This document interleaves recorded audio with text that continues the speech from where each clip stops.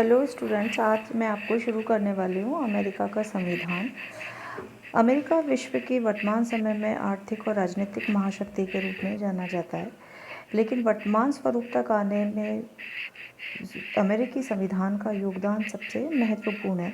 अमेरिकी संविधान के विकास पर वहाँ की भौगोलिक परिस्थितियों, सामाजिक जीवन की परंपराओं तथा आर्थिक राजनीतिक तत्वों का गंभीर प्रभाव पड़ा है।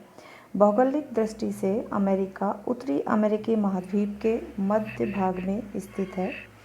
भौगोलिक दृष्टि से उसकी स्थिति अनूठी है। उसके पास बड़ा समुद्र तट है, प्राकृतिक साधनों के अपूर्व भंडार हैं, खाद्यान्नों की दृष्टि से आत्मनिर्भर है, सोने की खान है तथा उस लोगों के भरण पोषण की अधिक चिंता नहीं है।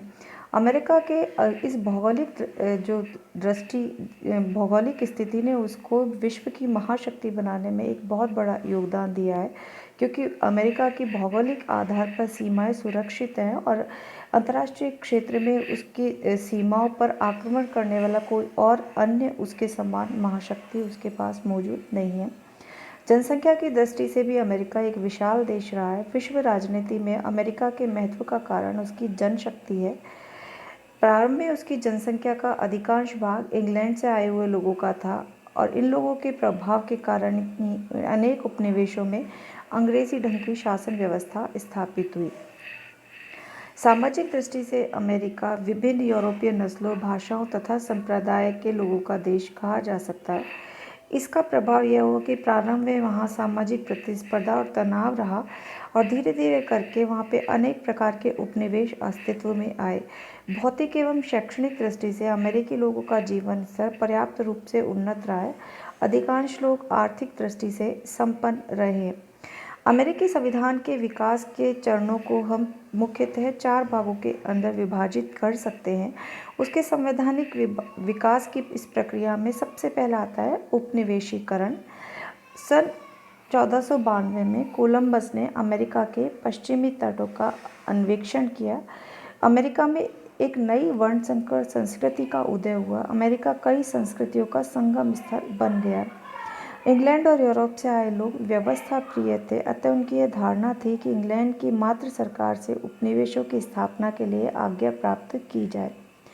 इस आधार पर 3 प्रकार के उपनिवेश वहाँ पर स्थापित हुए।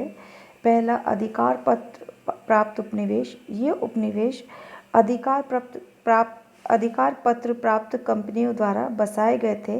ये ब्रिटिश शासक के नियंत्रण में थे। यानी इस तरह के जो उपनिवेश थे उनमें मुख्यतः वो थे जो कि ब्रिटिश शासन के नियंत्रण में हुआ करते थे। दूसरे हैं स्वामी प्रधान उपनिवेश। इन स्वामी प्रधान उपनिवेश में स्वामी गवर्नरों की नियुक्ति करते थे तथा उनकी नियुक्ति का अनुमोदन सम्राट द्वारा किया जाता था। गवर्नर को विधायिका के कार्यों पर वीटो का अधिकार था। और तीसरे हैं शाही उपनिवेश। शाही उपनिवेशों की संख्या सर्वाधिक थी। ये उपनिवेश पूर्णतः ब्रिटिश सम्राट के नियंत्रण में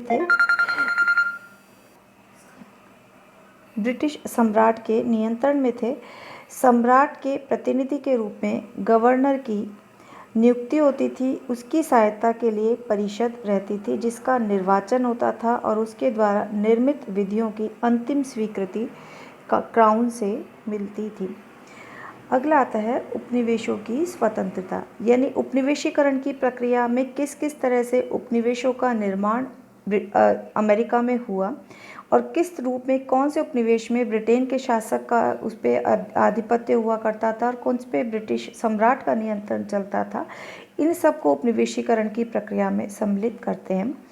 अगला आता है विभिन्न प्रकार उपनिवेशों की स्वतंत्रता।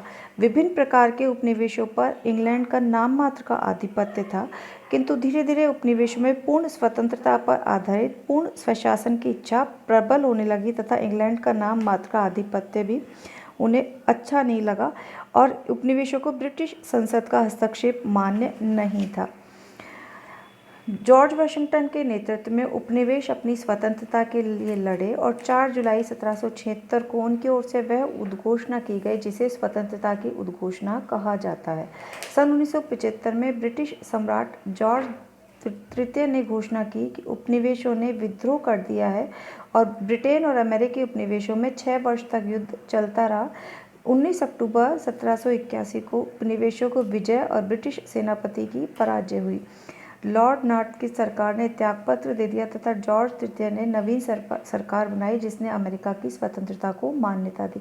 यानी उपनिवेशों और ब्रिटेन की मध्य 6 वर्ष तक संघर्ष चला और अंततः ब्रिटेन की आधिपत्यता से ये जो उपनिवेश हैं वो स्वतंत्र हुए और इनको ये जो स्वतंत्रता है वो 1775 में प्रदान कर दी गई।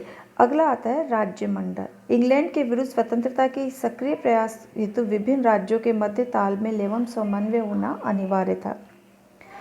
परिणाम स्वरूप सन 1774 में प्रथम महाद्वीपीय कांग्रेस नामक एक संस्था की स्थापना की गई। यद्यपि इसकी शक्तियों का कोई वैधानिक आधार नहीं था, किंतु 12 जून 1976 को प्रत्येक उपनिवेश में एक सदस्य लेकर एक नई समिति का निर्माण किया गया। इसने एक ऐसे सदस्य राज्यमंडल के संविधान पर विचार किया जिसके अंतर्गत एक होकर सभी उपनिवेश स्वतंत्रता संग्राम चला सके। अगला आता है नए संविधान का निर्माण। राज्य मंडल में केंद्रीय सरकार की दुर्बल स्थिति के कारण राज्य उसकी अवहेलना करने लगे। ऐसी भी स्थिति आ गई कि राज्यों में गृह युद्ध छिड़ने का भय उत्पन्न हो गया। इसके फलस्वरूप केंद्र को शक्तिशाली बनाने के लिए आवाज़ उठी। जॉर्ज वाशिंगटन के शब्दों में, एक राष्ट्र के रूप में हम अधिक दिनों तक जीवित नहीं रह सकते जब तक इस स्थान पर कैसी सत्ता की स्थापना ना करें जो उतनी ही शक्ति के साथ संपूर्ण समय कार्य करे जितनी शक्ति के साथ राज्यों की सरकारें विविध राज्यों में कार्य करती हैं। अमेरिकी संविधान के निर्माण की प्रक्रिया में फिलाडेल्फिया का जो सम्मेलन है वो सबसे अधिक महत्वपूर्ण माना जाता है। फिलाडेल्फिया में विभिन्न उपनिवेशों के द्वारा संविधान के स्वरूप को निर्धारित करने का प्रयास किया गया और इन सब प्रक्रियाओं से गुजरकर जिस उत्साह से नया संविधान बनाया गया उतने उत्साह से राज्यों द्वारा इसका पुष्टिकरण नहीं हुआ। संविधान के कतिपय अंशों को लेकर राज्यों में गंभीर मतभेद चला। ऐसे लगने लगा कि देश दो दलों में विभक्त हो गया है। एक दल उन लोगों का था जो संघ विरोधी थे तथा दूसरा दल उन लोगों का था जो संघ के समर्थक थे। यानी अमेरिका में कुछ जो राज्य थे या कुछ उपनिवेश थे वो तो संघात्मक व्यवस्था चाहते थे और कुछ थे वो संघ के आधिपत्य को स्वीकार करने के लिए तैयार नहीं थे। अंत में संघ के समर्थकों ने इस तथ्य को स्वीकार कर लिया कि संविधान में अधिकार पत्र की व्यवस्था होना आवश्यक है। 21 जून 1788 के दिन संविधान 9 राज्यों के विधानमंडल द्वारा अनुसमर्थित हो गया और 4 मार्च 1789 को 4 मार्च 1789 को नया संविधान अस्तित्व में आ गया। आज भी अमेरिका में यही संविधान कार्यरत है।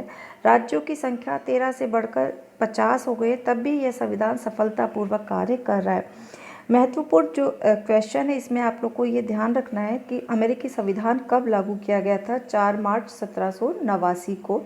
और जब अमेरिकी संविधान का निर्माण किया गया था उस समय तत्कालीन समय में अमेरिका भी एक कृषि प्रधान राज्य हुआ करता था और राज्यों की संख्या मात्र 13 हुआ करती थी। तब से लेके वर्तमान तक अमेरिका में वही संविधान कार्य कर रहा है और राज्यों की संख्या 13 से बढ़कर 50 हो गई है, लेकिन राज्य का वो संविधान का जो स्वरूप है वर्तमान में भी उसी रूप में कार्य कर रहा है।